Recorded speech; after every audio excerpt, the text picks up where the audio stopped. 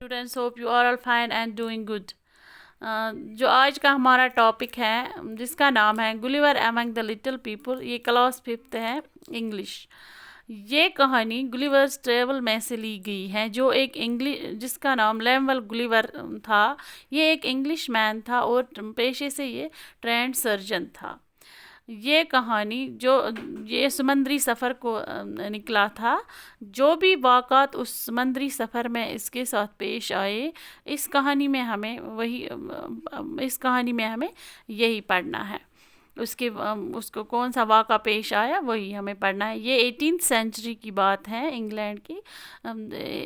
जो उसका जहाज़ जिसका नाम एंटीलोप था, वो एक समुद्री तूफ़ान की जद में आ गया था।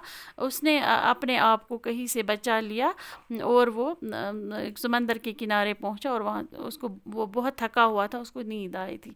जब वो सुबह उठा तो उसकी आँख खुली तो उसने देखा कि जैसे मुझे किसी ने बांधा है। वो हिल नहीं सकता था, जैसे किसी ने बांधा था छोटे छोटे दागों से।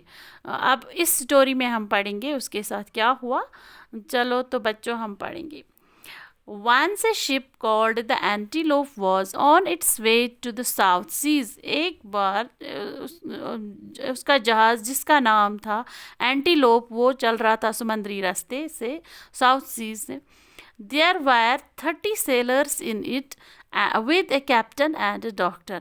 उस जहाज़ में 30 sailors थे, यानी कि जहाज़रान थे, और एक कैप्टन था और एक डॉक्टर था। The ship was sailing near a rock. जो ये शिप चल रहा था रॉक के नज़दीक, पत्थर के नज़दीक से। All of a sudden there was a storm with rain and thunder. अचानक से वहाँ से ये तूफान आ गया, बारिश, बहुत ज़ोरों की बारिश पड़ी और ये बिजली चमकी।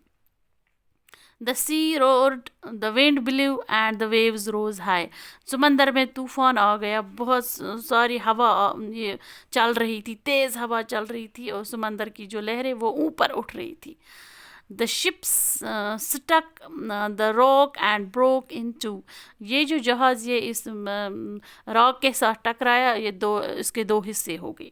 The sailors jumped into the sea. जो ये sailors इसमें थे उन्होंने छलांग मारी समंदर में, वो सब चले गए। Only one man reached the shore. सिर्फ एक आदमी समंदर के किनारे पहुंचा and saved himself, और अपने आप को बचाया। He was the ship's doctor, Lambwell Gulliver. वो इस जहाज़ का डॉक्टर था जिसका नाम था Lambwell Gulliver. Gulliver found himself all alone on an island. Gulliver ने अपने आप को अकेला पाया इस आइलैंड में। He left the seashore and walked for some time across open fields. उसने सी शोर को छोड़ा, यानी वो आगे चला और कुछ टाइम वो पहुंचा एक ओपन फील्ड में, खुले मैदान में। Then he lay down on the soft grass, और वो लेट गया एक घास पे जो कि सॉफ्ट था, नरम था। He was very tired and soon fail S, वो बहुत थका हुआ था, इस वजह से उसको जल्दी नींद आ गई। He woke up early in the morning, वो सुबह जब उठा।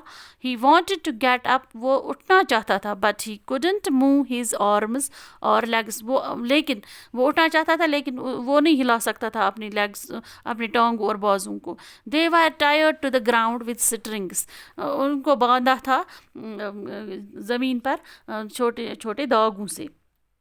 He said to himself, अब वो अपने आप से कहता है, oh I can't move my arms और लेग्स, मैं नहीं हिला सकता हूँ अपनी टांगे और अपने बाजू। दे आर टायर्ड, वो बंधी हुई है। And some animal is moving on my body sorry. और उसको ऐसा लग रहा था कि जैसे कोई जानवर उसकी बॉडी पे रेंगते हैं। It is walking to my face, ये मेरे फेस पे भी चलते हैं। What animal can it be? ये कौन से जानवर हो सकते हैं? It was a tiny man, ये एक छोटे कद के आदमी थे। Only 6 inches, जिनको बोलते हैं बून है, only 6 inches tall, वो सिर्फ 6 इंच लंबे थे। In a short time there were dozens of little men on Gulliver's body.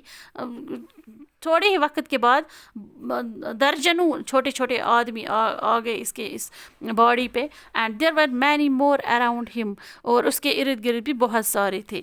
Some among them carried bows and arrows, کسی نے باؤز اٹھائے تھے, ایروز یعنی کہ تیر کمان. Gulliver was in Lilliput the country of tiny men. Gulliver ایک اس کنٹری میں تھا, اس ملک میں جہاں چھوٹے یہ آدمی رہتے تھے جن کو ہم بونے بولتے ہیں. He wanted to get up, وہ اٹھنا چاہتا تھا.